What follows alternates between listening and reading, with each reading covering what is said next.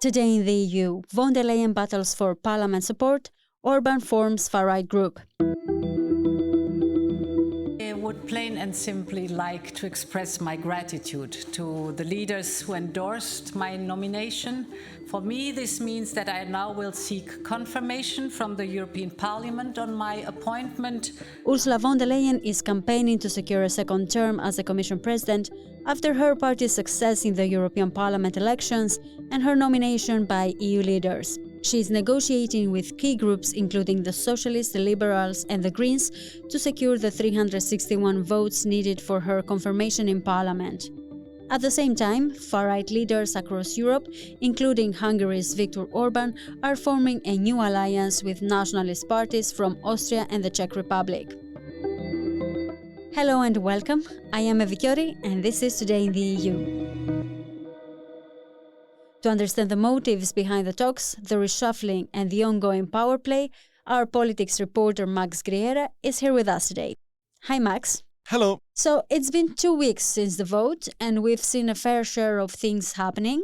We've been through the UKO's top job guessing game, which has now backed VDL for the Commission. And now it's all about VDL's next steps toward confirmation in Parliament. So what strings will she be pulling now to secure her 361 votes ahead of Strasbourg? Indeed, as you were saying, she's been through 2 phases of her campaign. First of all, the actual electoral campaign she went, across member states, mostly to secure the support of the leaders of her own party, the European People's Party, the national leaders. Then we had some campaigning to get, of course, the nomination of the European Council, of the EU leaders, which she got. And now we enter the third phase, which is rallying the troops, rallying enough votes to be confirmed in the parliament. The vote will be on the 18th, expected the 18th, even though I hear that some people want to move it to the 17th. Let's see, during the first plenary session of the European Parliament. Now she needs to go to the groups, start really working harder to balance out the demands of different political groups, because here is mostly when the focus will be more on policy. Because in the council, it was more a decision on which package would make more sense, which package would make all the political families happy. Yeah. And now we start talking about actually specific policy priorities to be included in the next Commission work program. We know von der Leyen wants to rely mostly on what she calls her centrist platform. That's the Socialists, the EPP, the center-right EPP, her party, and the Liberals. Each of these groups have started creating their own, let's say, wish lists. It's documents in which they outline what are their priorities? Exactly. What are the priorities for them? So, of course, they are elaborating this week. Then next week, it's when we can expect for the negotiations between these 3 to really focus on these wish lists and how to match them. Then based on these wish lists, she needs to elaborate what we call the political guidelines. Based on this, she does a text, that needs to make everyone happy. And then based on this text, the MEPs, the parliamentarians, will decide whether to vote for her or not. She is working to get the support of these 3 parties, with which she would get 400 more or less votes. She needs 361. But is her own platform enough, or does she have to look for more external support? There's a 40-seat difference, more or less, which might actually not be enough, because let's remind ourselves that political groups are wide umbrellas with very different types of national parties within, with very different ideologies. So in the end, you can find that within groups, even though the group might agree on the policy priorities, on the political guidelines, as I was saying, in the end, some national delegations vote against. So, for example, we know that within EPP, Les Républicains, the French center-right party, they said before they would vote against. And in the Liberals, we have FDP, which based their campaign against von der Leyen. They basically based their campaign in this motto, less von der Leyen, more freedom. The interesting part about this vote is that it's a secret ballot. So we will not know actually who votes in favor or not. So someone might say publicly, yes, I support her, but then vote against her, and vice versa. Yeah. So we don't really know whether she'll get all the votes. That's why she needs to find broader support. And that would be? Well, first of all, we know that on Monday, she met with the Greens. It's the first group outside her platform that she meets with. Terry Reinke and Bas Eickhout, the co-president of the Greens, went to the Berlaymont to meet with her and discuss, whether the Greens can be part of this majority. And then it remains to be seen to what extent von der Leyen will try to include the Greens. It's widely expected that she will. In fact, Bas Eickhout was telling Euractiv after the meeting that actually they have a lot of points in common they can work with. So I would expect her to actually really look for the support of the Greens. Clearly the talk was about can the Greens be part of a majority? If you ask me, I think yes, we can be part of that majority. But it depends on the program, very clearly. It also depends on the willingness of the other parties to accept that majority, basically. On the contents, I think we came to the conclusion that that on a lot of points we really could come close to each other. And what potential challenges might von der Leyen face by including the Greens in her coalition, particularly from within the European People's Party? That might make some parts of EPP a bit uncomfortable, because it's true that some sections of the EPP have also campaigned heavily against green policies, against what the Greens stand for. Even, a lot of MEPs, a lot of national delegations were also saying, oh, no, we cannot work with the Greens. They're not reliable because they voted against these and that before. We cannot work with them.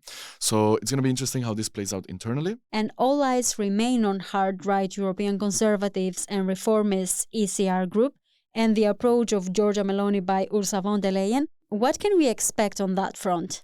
The big question is, to what extent will she work with them? Because her so-called platform have made very, very clear they won't support her if she works with ECR, if she works with Meloni. I wonder what is pro-Europe for you, because I heard Mrs. Meloni at this Madrid conference making a speech, and I cannot imagine that her idea of Europe is the same you have, said Nicola Schmidt, opposing VDL's intention to collaborate with ECR. And at the same time, we have voices within EPP and even von der Leyen herself saying that actually Meloni, Fratelli d'Italia, is an acceptable party to work with. So I have been working very well with Giorgia Meloni in the European Council. The topics we're going to offer, there we're going to see whether those who are pro-European, and she is clearly pro-European, against Putin, she's been very clear on that one, and pro-rule of law, if this holds, and then we offer to work together. Said Ursula von der Leyen before the elections in June on a plausible collaboration with ECR and Giorgia Meloni. So at no point she talks about ECR as a whole, she talks about national delegations. As I was saying, the big question is to what extent she will be involved in negotiations with them, but most importantly, to what extent these negotiations will be public. Yeah. Because I'm 100% sure she'll be calling Meloni, she'll be calling Fratelli d'Italia, trying to find some consensus. The question is to what extent she'll make this public and to what extent these negotiations will affect the content of the political guidelines. The point of the political guidelines is that it's not some sort of coalition agreement that all the parties sign. It's just a text by von der Leyen based on what she needs to include to get support. So in the end, when reading the text, I think it's not so clear who will have pushed for what. Where we can see a bigger influence of ECR in von der Leyen is in which type of portfolio von der Leyen gives to Italy. Yeah. By the way, it comes after the vote when she gets confirmed. Then she starts setting up her college. Commissioners, She asks for names to the heads of government, and then based on this, she arranges it. So I think it's widely expected that Italy will get quite a high caliber portfolio. So then that's when we will understand also what were Meloni's conditions in case this coalition happens. But let's go to Parliament now, because a lot is happening on this side as well. It seems like everybody is meeting with everybody to form the groups.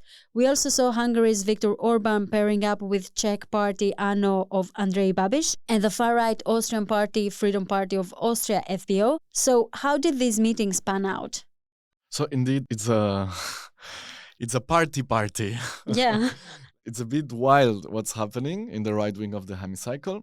First, we all thought, oh, maybe there's a far-right, right-wing supergroup. Yeah. Then it turned out that actually, never mind. There's going to be ECR, ID, and a super far-right group led by AfD with the parties that nobody wants to work with. Then it turns out that that group won't happen anymore. And suddenly, indeed, Orbán announces, with Kickel from FPO in Austria and Babiš from ANO in Czechia, that, he will create a new group. What kind of scenarios could this new far-right alternative open, especially for ID? What parties can we see joining this group? Over this week, we have seen how more parties from ID start showing interest. So they've showed interest to join this new group called Patriots of Europe. We have Chega, the Portuguese far right that, it's currently in ID and it's a member of ID party. It seems they will join. However, it's not set yet. Then we have Lega, that seems also to have shown interest. But what is interesting here is that we also have Le Pen, right? Yeah. Le Pen has a lot of seats, many seats, around 30 in ID. She's leading ID, but she is also facing legislative elections in France. Groups were supposed to be composed by the 4th, so that the don't rule, it's a method proportionality method that the parliament uses to allocate committee representation and jobs within the parliament.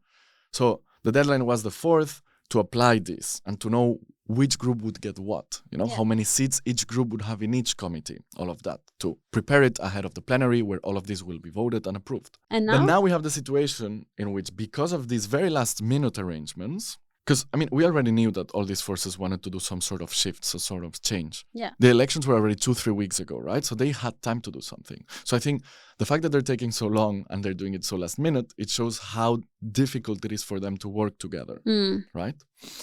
So indeed, the constitutive meetings of ID and ECR have been pushed because there's all these rearrangements. Also from ECR, it seemed like PiS was about to leave to join probably Orbán, but then it turns out that in the end, no, they reached an agreement with Meloni's Fratelli d'Italia, so they're staying. So we'll have to see, we'll have to closely follow what's happening there. Yes, but what do you think will happen? I think what we will have is ECR. Some part of ECR might leave too, to join this big Orbán Patriots for Europe group. But we'll have maybe an ECR that can work closely with EPP because some of these more extreme parts of ECR leave. We'll have to see on that. Then we'll have Patriots of Europe that will bring a lot of parties together. And then, of course, the big question is what happens to ID? Will ID dissolve and all of the members of ID join Patriots for Europe? Or will ID stay at its cities, except, they're losing some members, but, stay as it is? If you ask me, and this is pure speculation, but if you ask me, I think what's happening here is that Le Pen and Orbán reached an agreement to have two groups that are, so-called sovereignist, right-wing, patriots, let's say, to have two groups that are medium-sized, but that work very closely together. Why? Because also having two groups gives you more power, right? It gives you two presidents in the COP, in the Conference of Presidents of the European Parliament, that decides on a lot of important stuff. It also gives you more money. It also gives you more space also to have different ideologies working together on some topics, but being separate. I think that there was a deal somewhere with Orbán in which Le Pen, of course with the ID members, said, okay, you know what? Some members of ID will leave to join Patriots for Europe for the group to be able to exist and for ID also at the same time to be able to exist. Of course, this is just a theory. Yeah. Let's see how this plays out next week and in the upcoming days. And what else is there to keep an eye on during the following days? So, of course, it's not all about the far right and patriots and sovereignists and Orbán and Le Pen. There's also other things, other pieces of the puzzle that needs to be, figured out. We have Movimiento 5 Stelle. It's unclear yet what they will do. It's a party with a lot of seats, so it's a bit a cherry that everyone wants, but at the same time, nobody, because, they still haven't found a group. It's taking them long. So I wonder what's happening there. We know that they won't go to Renew. We know that they were negotiating with the Greens, so maybe that's an option. But we also know that and that's another thing to keep an eye close on, Sarah Wagner's group, the new German left party. It could be that 5 Stelle joins them, which is the other big question. Will Sarah Wagner manage to create this new group? If you ask me, it seems like perhaps not, because again, they're taking very long. Yeah. If you have arranged a group, as she said she had done beforehand, before the election, she said, I found enough people to create this. You would have done it as soon as possible to be able to, set your team, start relationships with the other groups, make yourself known in the bubble. So the fact that it's taking so long, it's suspicious. Let's see how that ends.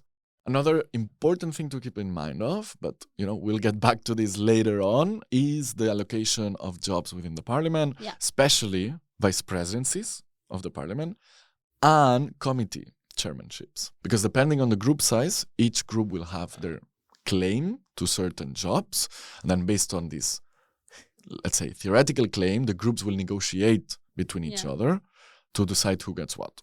We'll definitely keep an eye on the latest developments. Thank you very much, Max. I am Viktor, and this was Euractiv's Today in the EU podcast.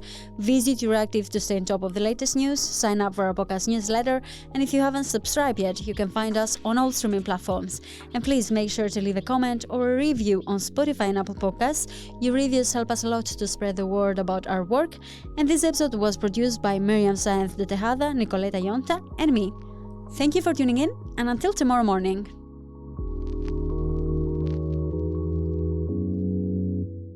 As part of our commitment to accuracy, inclusion and transparency, Euractiv is part of the Trust Project.